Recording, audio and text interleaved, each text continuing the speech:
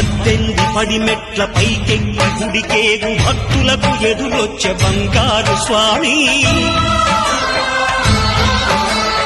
ఇరుముడులు స్పృశించి శుభమును దీవించి జన బృందముల చేర జగమేలు స్వామి తన భక్తులొనరిల్చు తప్పులకు తడబడి ఒక పక్క ఒరిగెన ఓంకారమూర్తి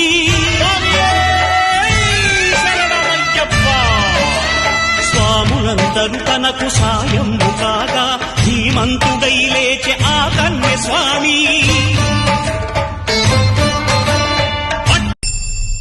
18 పడిమెట్ల పైకెక్కి గుడికేగు భక్తులకు ఎదురొచ్చే బంగారు స్వామి ఇరుముడులు స్పృశించి శుభమును దీవించి జన బృందముల చేర జగమేలు స్వామి